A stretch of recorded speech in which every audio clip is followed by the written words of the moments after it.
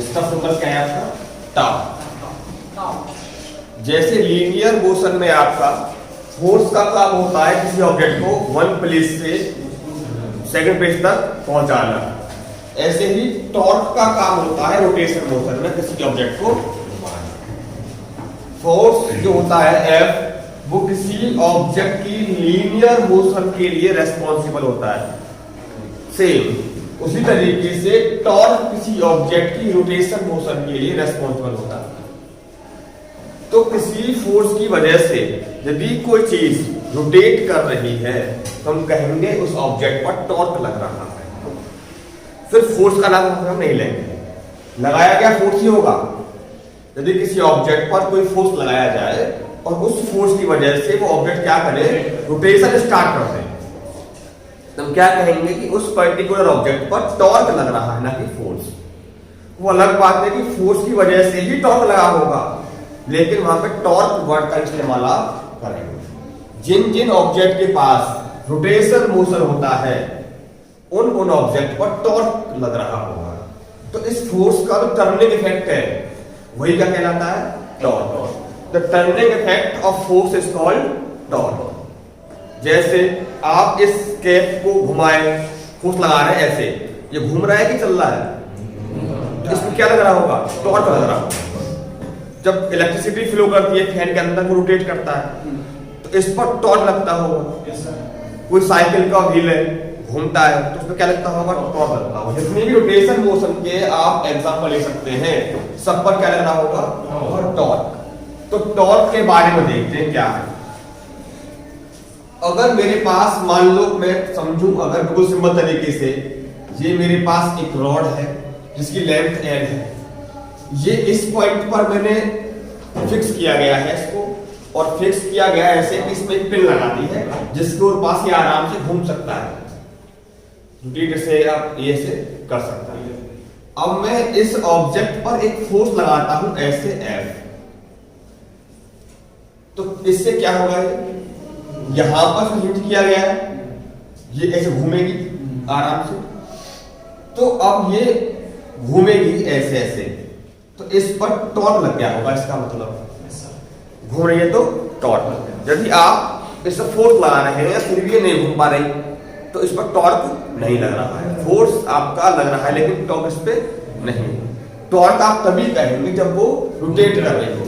आप फोर्स लगा रहे हैं बहुत ज्यादा लेकिन घूम नहीं पा रही, तो टॉर्क जीरो है। उस फोर्स के पास ऐसा टर्निंग इफेक्ट नहीं है जो उसको घुमा सके, तो टॉर्क आपका हो जाएगा जीरो। तो ऐसा हमेशा नहीं होगा कि फोर्स हो टॉर्क भी हो सकता है फोर्स हो लेकिन टॉर्क ना हो। सेंट्रीपिटल फोर्स, तो सेंट्रीपिटल फोर्स जो है वो सर्कुलर मोशन के लिए रिस्पॉन्सिबल है, ये रोटेशन मोशन के लिए है। रोटेशन मोशन में और सर्कुलर मोशन में अंतर होता है। रोटेशन मोशन में क्या होता है कि हर पॉइंट एक सर्कुलर पाथ मूव करता है, ठीक है ना, और सर्कुलर मोशन में क्या है, अकेला पॉइंट होता है। रोटेशन में और सर्कुलर मोशन अंतर आपका है। तो ये जो घूमेगा तो इस पर टॉर्क जो है वो डिफाइन कैसे करेंगे। जिस लाइन में आपका ये फोर्स लग रहा है, ये लाइन है जिसमें आपका फोर्स लग रहा है, तो इस लाइन का नाम आप दे सकते हैं line of action of force. जिस लाइन में आपका फोर्स काम कर रहा है, इसका नाम क्या है, लाइन का नाम line of action of force. हमने पढ़े थे वेक्टर्स। अगर ये वेक्टर मान लीजिए ए वेक्टर है, एक और वेक्टर है जो इतना ही बड़ा है और इसी तरफ को जा रहा है, तो इस वेक्टर को इसके बाद साथ आप क्या कह सकते हैं, इक्वल वेक्टर कह सकते हैं नहीं। Those vectors which are having same magnitude and same direction both are equal। Equal का मतलब क्या होता है, फिर आप कैसे लिख सकते हो, जब दोनों बराबर हो गए फिर को आप फिर तो आप इसको भी ये लिख सकते हो, फिर तो आप इसको भी हटा सकते हो, both are equal थे, दोनों ये हो गए।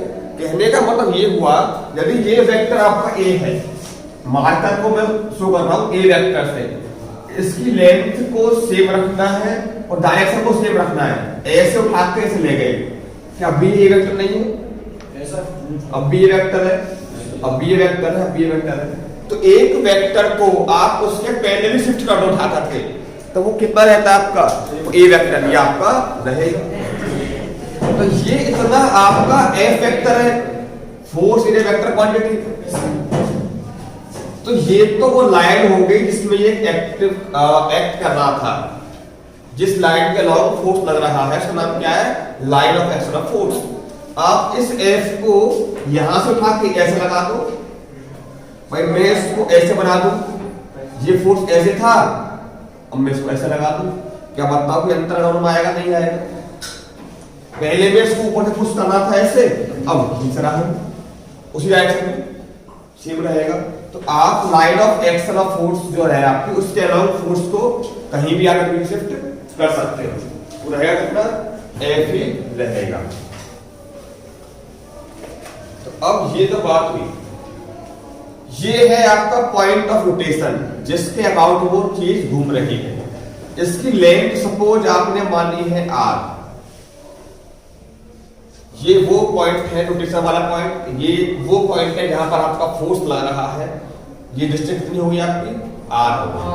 टॉर्क का मतलब होता है कि इस फोर्स का मैग्नीट्यूड जो आप लगा रहे हैं इस पर, और रोटेशन वाले पॉइंट से इसकी नॉर्मल डिस्टेंस, ये अगर ये पॉइंट O है, ये पॉइंट A है, ये पॉइंट B है, तो OA जो है वो डाला गया इस पर परपेंडिकुलर। इस फोर्स का मैग्नीट्यूड और इस लेंथ का जो प्रोडक्ट है उसे बोलते हैं torque. Torque is the product of force और जो line of action of force पर रोटेशन वाले पॉइंट से नॉर्मल डाला गया था, जो उसकी लंबाई है, उसे बोलेंगे हम इस पर लगने वाला टॉर्क। अब ये कितना हो सकता है? यदि ये एंगल थीटा मान लिया जाए, ये तो 90 का एंगल है, ये हो जाएगा हाइपोटेनियस, तो ये लंबाई कितनी हो जाएगी आपकी? आर साइन थीटा हो जाएगी। तो टॉर्क बराबर F into R sine theta. इसको आप थोड़ा और दिमाग लगाए तो मैं इसको ऐसे भी समझ सकता हूं कि F sine theta into R, क्योंकि नॉर्मल जो प्रोडक्ट होता है वो कम्युटेटिव होता है, टर्म को आगे लगा सकते हैं। जैसे ही मैंने इसको लगाया एफ के साथ साइन थीटा को, तो इसमें एक बात और अच्छी समझ में आ गई, ये तो आपका वही ऑब्जेक्ट हो गया, लंबाई इसकी आर है, ये आपका फोर्स है जो लग रहा था ऐसे एफ एट एंगल थीटा। अगर मैं इसके दो कंपोनेंट कर दूं फोर्स के, एक तो ऐसे होगा, एक आपका ऐसे होगा, ये तो फोर्स है आपका, इसका एक ये हो जाएगा कंपोनेंट, एक आपका ये हो जाएगा कंपोनेंट। तो ये टू थीटा एंगल है, तो ये कितना हो जाएगा? ये कितना हो जाएगा? F cos theta. यहां पर ये बंधा हुआ है, फिक्स है, तो क्या ये वाला कंपोनेंट इस फोर्स का इस रॉड को घुमाने में सक्षम हो पाएगा कि नहीं?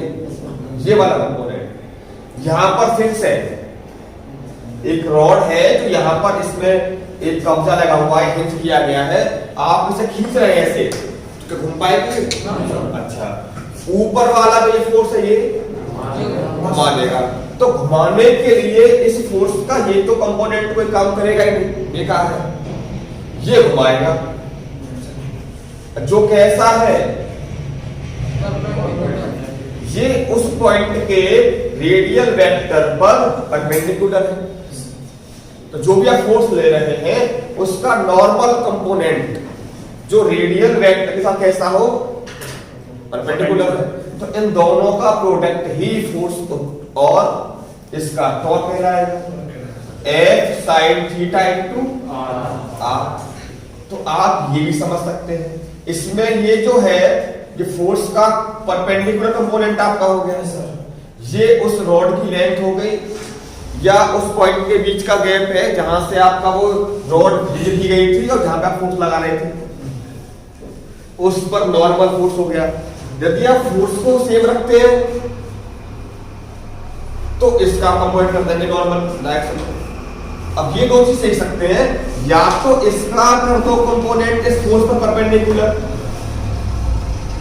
या तो इस डिस्टेंस का करो कंपोनेंट तो इस फोर्स पर परपेंडिकुलर हो, या इस फोर्स का करो कंपोनेंट तो इस आर्क पर परपेंडिकुलर हो। इन दोनों का ही प्रोडक्ट होना है। ठीक, तो टॉर्क बराबर क्या हो गया, F sin इनटू R। इसका तो कोई यूनिट होता नहीं है, एंगल का कोई यूनिट नहीं होता, तो फोर्स इनटू R, आपका R का मतलब डिस्टेंस तरीके से आ रहा है, तो ये कुछ कुछ वर्क की तरह निकल करके आ रहा है। इसका यूनिट क्या देंगे आप, वर्क के फोर्स फॉर्मूले में भी फोर्स इनटू डिस्प्लेसमेंट आता है, F इनटू S आता है, यहां पर भी F इनटू S, ये देखो फोर्स इनटू डिस्टेंस, तो इसका बन जाएगा यूनिट न्यूटन मीटर, लेकिन आप इसको जूल नहीं कहेंगे, बात नहीं पल्ले पड़ रही।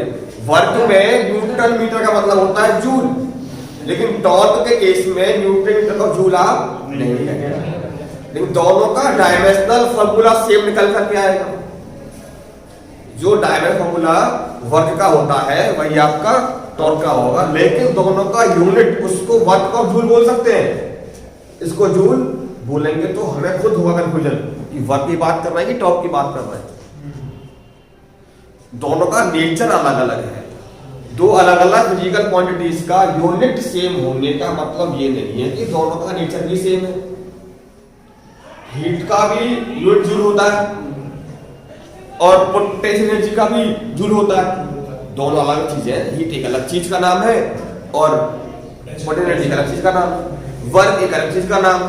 सबका कॉन्सेप्ट क्या है, जूल, तो नेचर सबका अलग अलग है। अब चूंकि ये बात हुई है टॉर्क की, टॉर्क होता है vector quantity, torque is vector quantity, तो टॉर्क का फॉर्मूला आप समझ गए, टॉर्क बराबर F into R into sin theta. ये जो थीटा है ये एंगल किस किस के बीच बन रहा है, फोर्स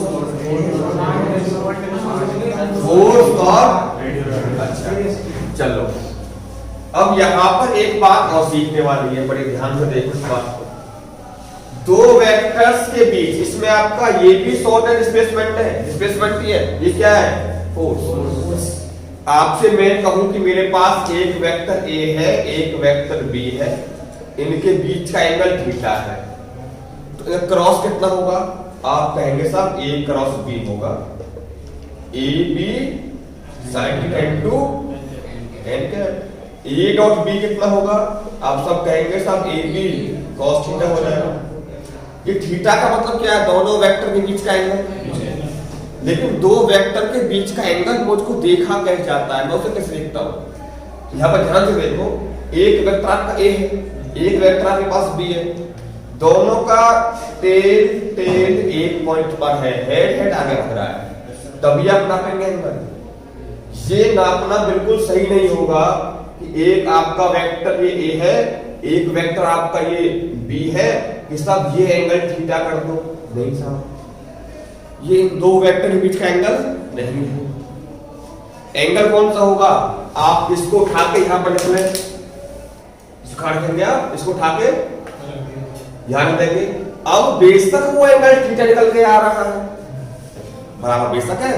अब ये, हाँ अब ये सही है, थीटा ही इनके बीच का एंगल है, सही है ना। जब भी आप दो वेक्टर के बीच का एंगल देखेंगे तो क्या देखेंगे, सबसे पहले क्या दोनों वेक्टर के टेल एक पास है, नहीं है तो पहले कर लेंगे, या एक बार हम रखेंगे, आप इस दो वेक्टर की बात कर रहे हैं, दोनों का टेल एक पास कर लेंगे, दोनों का हेड आगे बढ़ेंगे, तब नापेंगे एंगल बीच का। अब इसी बेस पर मैं चाहता हूं कि मैं इस रेडियल वेक्टर और इस फोर्स वेक्टर के बीच का एंगल देखना चाहता हूं। तो ये मेरा हो गया फिक्स पॉइंट, ये हो गया R। अब बात कर रहे हैं वेक्टर फॉर्म की, ये इस पे लग रहा है कोई फोर्स, इधर से फोर्स वेक्टर, इसको मैंने एंगल थीटा एज्यूम कर लिया है। तो दोनों वेक्टर्स के बीच का एंगल कितना है, अभी तुमने कैसे देख लिया थीटा, एंगल देखने के लिए पहले सबसे मुझे क्या कंफर्म करना पड़ेगा, दोनों का टेल एक पास तो नहीं है, अलग अलग है। अब एक बात मैंने भी सीखी थी ठीक यदि ए वेक्टर ये है तो इसको शिफ्ट कर देंगे, पहले तो ये रहेगा।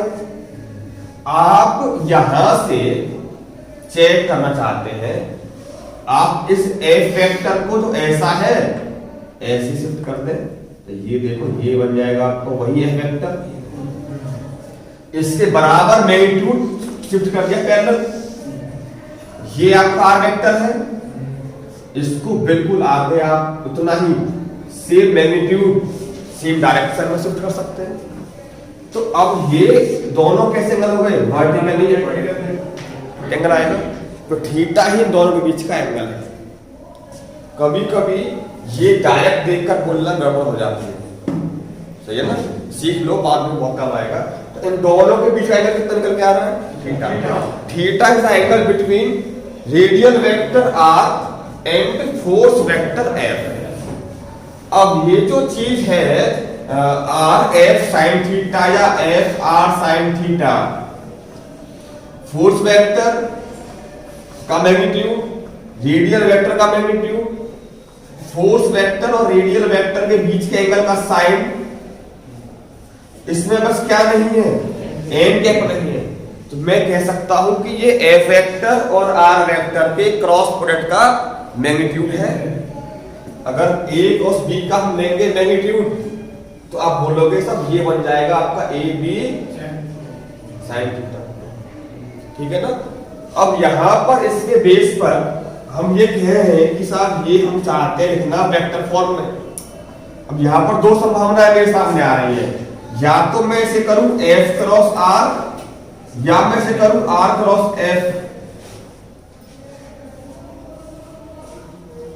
हाँ जी, दो पॉसिबिलिटी हो सकती है ना, एफ आर साइन थीटा या are F sine theta. F R का आर का मतलब एक ही होता है। इनमें सही कौन सा है? अब ये मुझे कंफ्यूज करना पड़ेगा फिर। ए क्रॉस बी की डायरेक्शन के बारे में आपका क्या ख्याल है? यदि ये ए वेक्टर है, ये मेरा बी वेक्टर है, ये मेरा एंगल थीटा है, ए क्रॉस बी की डायरेक्शन किधर को होनी चाहिए? तो it is a vector product, और वेक्टर का मतलब होता है इसमें डायरेक्शन भी हो। तो इसका किधर को होगा डायरेक्शन, ये देखते हैं। ए क्रॉस बी का जो दिशा देखना है उसके लिए मैं इस्तेमाल करता हूं राइट हैंड थंब रूल। इसको ऐसे पकड़ो सीधा हाथ को, ए का गुणा करना है बी में, तो पहले ए की तरफ करो, मोड़ दो बी की तरफ, अंगूठा बताएगा मुझे डायरेक्शन ऑफ क्रॉस प्रोडक्ट। तो ए क्रॉस बी जा रहा है मेरा आउटवर्ड, अगर मैं बी क्रॉस ए करता तो बोर्ड में इनसाइड जाना होता। ए क्रॉस बी बाहर जाएगा, बी क्रॉस ए अंदर आ जाएगा। तो दिशा मुझे अगर पता है इसकी किधर को है तो उसके बेस पर मैं करूंगा अपना क्रॉस। यदि मुझे पता है कि मेरा जो इसका आउटपुट है वो अंदर जा रहा है तो मैं बी क्रॉस ए लिखूंगा इसको। यदि मुझे पता है कि ये आउटपुट बाहर जा रहा है तो मैं इसको लिखूंगा ए क्रॉस बी लिखा जाएगा इसको। देखो भाई, तो अब मुझे पहले ये देखना पड़ेगा कि डायरेक्शन इसकी बाहर को है कि अंदर को है। अब सोच कर देखो एक बात, यदि इसकी डायरेक्शन मान लो बाहर को आ रही होती, फॉर एग्जांपल कहां जा रही है? तो मैं आर क्रॉस एफ करूंगा कि एफ क्रॉस आर। यदि अंदर को जा रही होगी तो अब पूरा जो खेल है वो डायरेक्शन पर डिपेंड हो गया है। अब मुझे पहले क्या पता करनी पड़ेगी, इसकी डायरेक्शन क्या है। यदि वो अंदर को ही तो मैं इसमें कुछ और जुगाड़ करूंगा, बाहर को ही तो कुछ और जुगाड़ करना पड़ेगा। अब टॉर्क की डायरेक्शन देखो। सबसे पहले मैंने बोला था आपसे कि टॉर्क जो है वो फोर्स के सिमिलर होता है। सिमिलर है किसके? फोर्स के।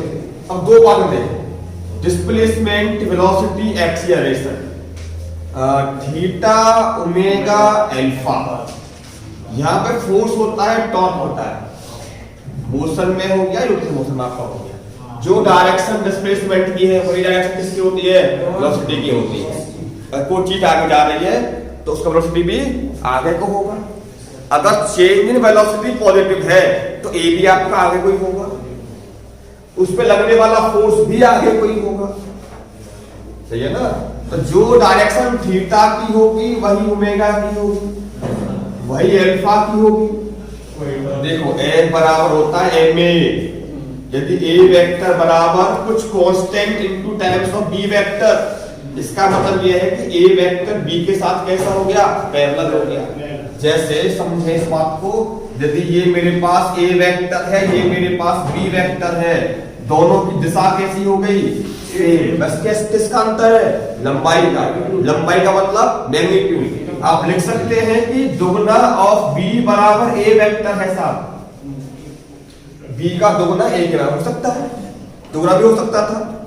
तो जब इस तरह का रिलेशन आपको दिख रहा है कि ए बराबर कुछ constant times of other vector, तो both vectors are parallel vector. अगर यहां पे 1 हो जाता, बोथ आर एग्जैक्टली इक्वल। तो इसका मतलब ये इस बेस पर आप क्या समझेंगे, ए और बी बोथ आर पैरेलल। तो इसका कहने का मतलब यह है कि फोर्स और acceleration both are parallel vectors.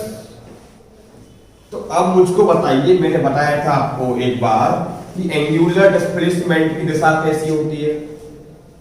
अगर कोई ऑब्जेक्ट आपका यहां से घूम करके ऊपर जा रहा है ऐसे, it is angular displacement theta, तो इसकी डायरेक्शन को कैसे निकालते हैं आप, इस रूल से निकालते हैं। जब ऊपर घूम रहा है थीटा कहा जाएगा, हमने बोला था पेचकस वाला रूल, या आप इसको ऐसे घुमाएंगे, देख रहे हो एंगल को कैसे घुमा रहे हैं, एंगल कैसे हो रहा है, डिस्प्लेसमेंट कहां हो रहा है पेचकस का, आगे को आ रहा होगा।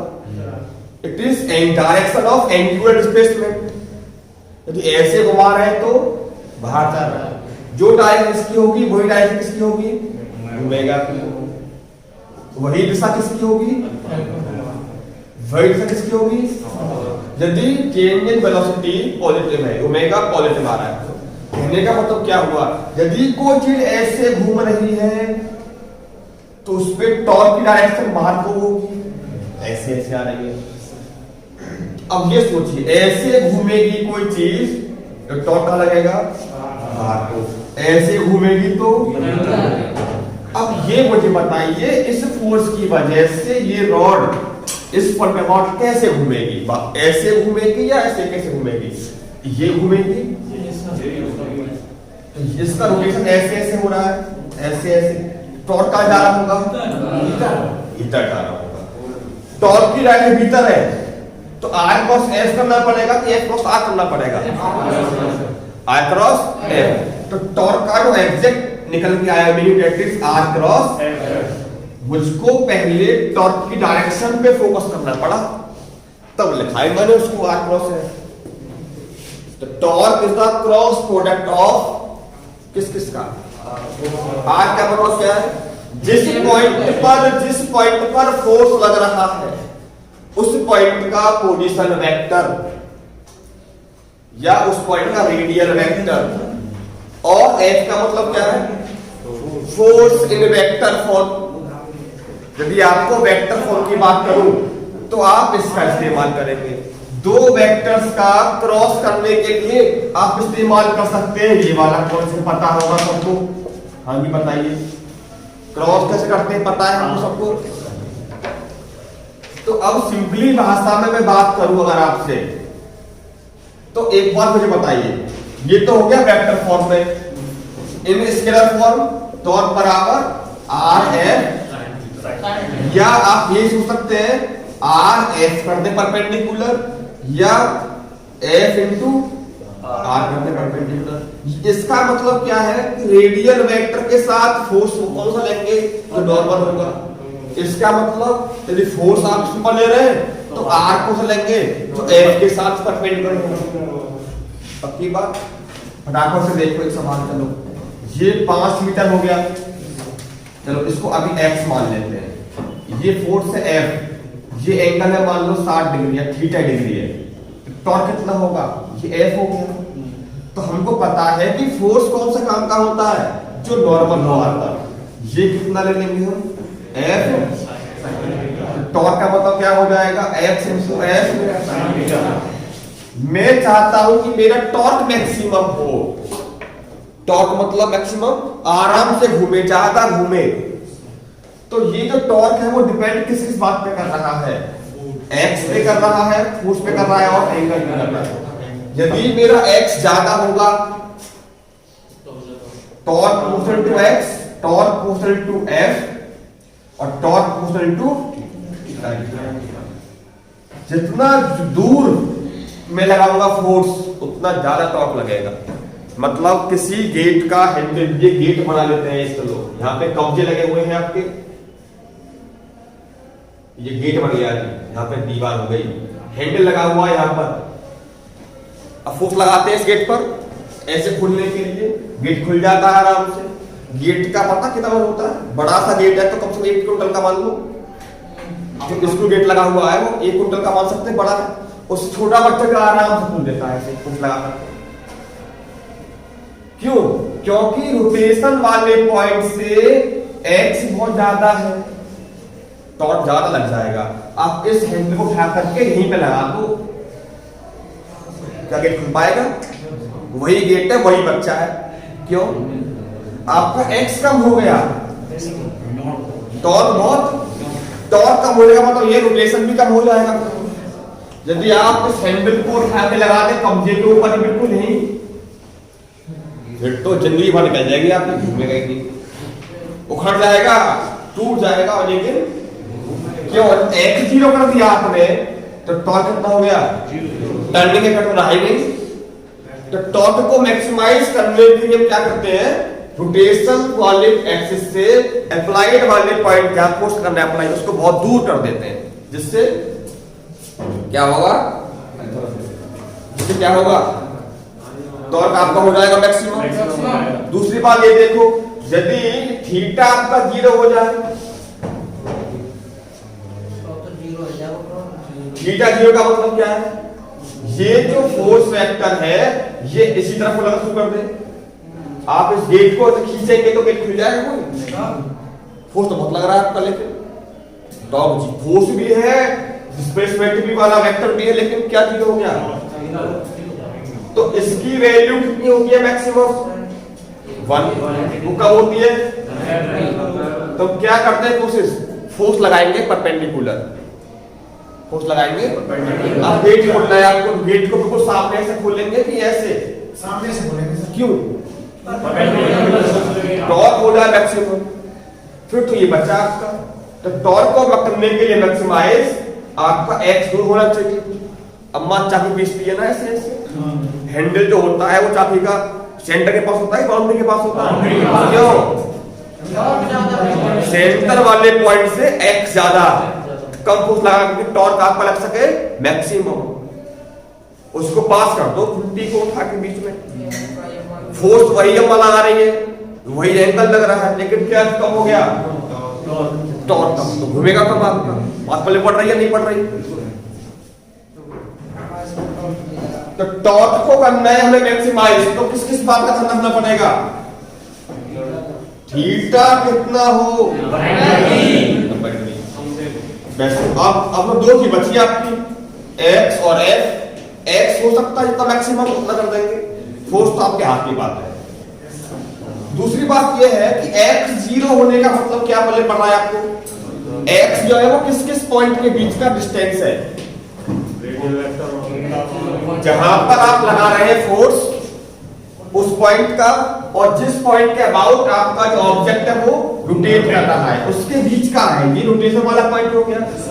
यहां पर मेरा फोर्स काम कर रहा है, ये वाला पॉइंट हो गया, ये गैप हो गया एक्स। अगर मैं फोर्स लगाऊं ऐसे तो भी मेरा एक्स कितना रहा, अच्छा लगाऊं ऐसे तो अब भी एक्स सेम रहा, सेम रहेगा ना एक्स, तो एंगल चेंज हो रहा है केवल।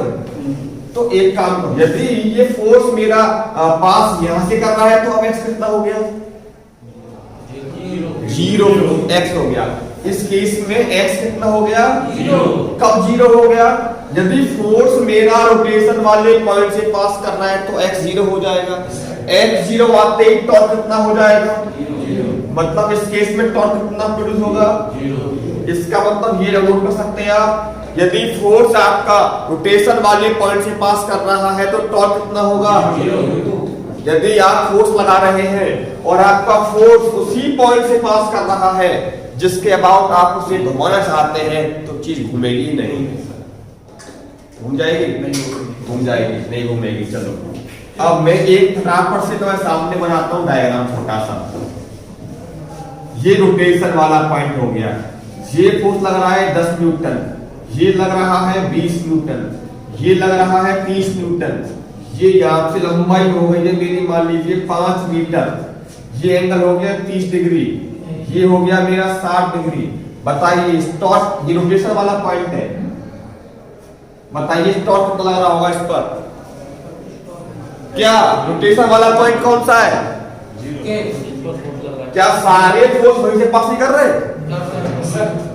ये तो वहीं से पास कर रहा है, इसका टॉप 0, इसका टॉप 0, ये वाला भी कहां पास करा देंगे? 0। लो टॉर्क लग रहा है, तो कोई टॉर्क नहीं। अगर मैं लगा दूं ऐसे 10 न्यूटन का फोर्स, अब तुमसे मैं कहूं फाइंड टॉर्क, तो तुम भैया तीर को तो तुरंत मार दोगे, तो बेकार फोर्स हो गए। क्यों लगा रखे हैं आपने? ये फोर्स कैसे हो गए? बेकार। क्यों बेकार हो गए पता चलिए आपको? अब ये तो खुद ही 90 डिग्री पे आ गया, तो टॉर्क बराबर 5 कितना 50 न्यूटन मीटर कौन लिखेगा? यदि मैं इस पे एक और लगा देता फोर्स ऐसे 30 डिग्री पर, 60 पे लगा देते हैं, चलो 20 न्यूटन का, अब कितना टॉर्क होगा? इसकी वजह से कितना निकल के आ गया? Due to this force 20 sin 60, इसका कंपोनेंट ये वाला लेंगे तो 20 कॉस वाला कहां से पास हो जाएगा? बेकार हो जाएगा, तो एक और फोर्स लग जाएगा 20 sin 60, ये कितना हो जाएगा? सॉल्व कर लेंगे इसको। अब दूसरी बात, सबसे बड़ी खास बात देखो ध्यान से, चलो एक बात तो देखो, ये वाला फोर्स इसे घुमाएगा ऐसे, ये वाला भी कैसे घुमाएगा? ऐसे। दोनों ऐड कर देंगे। यदि मैं इसको ऐसे लगा देता फोर्स को, तो ये तो घुमाता है इसको क्लॉकवाइज, ये घुमाता है इसको, अब ये कोई किधर घूमेगा? जो टॉर्क ज्यादा होगा वो घुमाएगा, तो दोनों अलग अलग फोर्सेस का टॉर्क अलग अलग निकालेंगे, ज्यादा हो जाएगा उसको कम को हटा देना, तो नेट टॉर्क निकालेंगे आप, ज्यादा माइनस कम करके दिशा लिख देंगे उसकी क्लॉकवाइज या एंटी क्लॉकवाइज, जो भी निकल के आएगा। जैसे मान लीजिए ये कुछ निकल के आया इतने न्यूटन मीटर क्लॉकवाइज, या जो भी निकल के आ रहा है एंटी क्लॉकवाइज, सही है ना? डायरेक्शन भी आपको बतानी पड़ सकती है, इतना टॉर्क होगा इस तरफ को होगा, ये मुझे बता रहा है कि वो चीज घूम कैसे रही होगी। अब एक बात और देखो, अब आप समझ सकते हैं ऐसे कई बार, F होने पर भी, R होने पर भी टॉर्क 0 हो सकता है, थीटा आपका 0 हो या थीटा आपका पाई हो, पाई मतलब 180 डिग्री। दूसरी बात, यदि किसी ऑब्जेक्ट पर दो फोर्स लग रहे हैं, क्या फोर्स लग रहे हैं?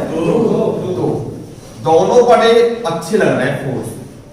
ये एक ऑब्जेक्ट हो गया मेरा, एक डस्टर है ऐसे रखा हुआ बड़ा आराम से, इस पर एक फोर्स लग रहा है इधर को, ये लग गया साफ फोर्स F, हो जाएगा। एक फोर्स लग रहा है ऐसे, बिल्कुल बढ़िया ऐसे, दोनों की वैल्यू कैसी है? F और F दोनों कैसे हैं? एक दूसरे के एंटी पैरेलल, बिल्कुल जितना ये है उतना ये है, तो इन दोनों फोर्सेस के पास एक क्वालिटी हो गई। क्या क्वालिटी है? दोनों का बराबर मैग्नीट्यूड है, दिशा कैसी है? एक इधर भगा एक इधर भगा, ऐसे तो इनको मैं कहूंगा फोर्सेस को कपल फोर्सेस। हाँ कपल, समझ गए ना?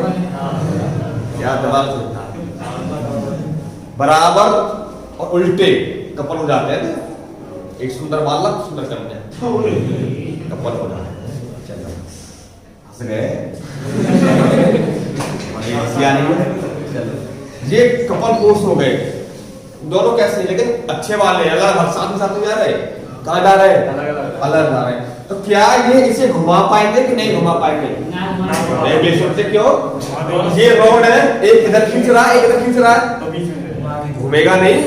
एक ऊपर खींच रहा है एक इधर खींच रहा है, या टेबल है, मैं नो खींचू, तू नो खींच, क्या होगी? होगी ना? नहीं बात तो नहीं, बात सीधी सीधी हो जाएगी ना। ये दस्ता रखा हुआ है ऐसे, मैं तो इसे इधर दबा रहा हूँ, इधर तू से इधर दबा, क्या होगा? घूम जाएगा ना। टर्न हुआ कि नहीं हुआ? रोटेशन आया नहीं आया? टॉर्क लगा नहीं लगा? तो कपल फोर्सेस हमेशा टॉर्क क्रिएट करते हैं कि नहीं करते? करते हैं। कपल फोर्सेस का पहचान क्या हो गया? Equal in magnitude, reverse direction, एक दूसरे के पैरेलल है लेकिन उल्टे उल्टे पैरेलल। ये क्या करेंगे हमेशा? Create torque. किसी को हम घेट मांगे है गेट तो फिक्स हो जाएगा ना, ये तो अलग केस हो गया। तो यहाँ केस में ये बिल्कुल ये ऐसे घूमेगी, अगर ये फोर्स ऊपर होता है नीचे होता है ऐसे घूम जाते।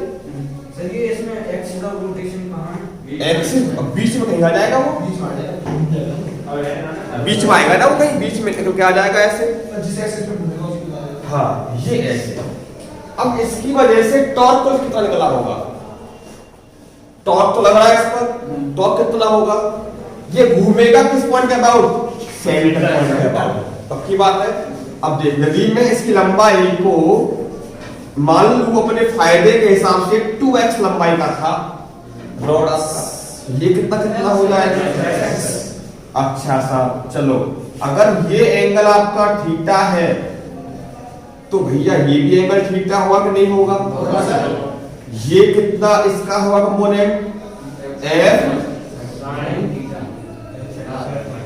इसको मिटा देते हैं, इसका काम खत्म हो चुका है।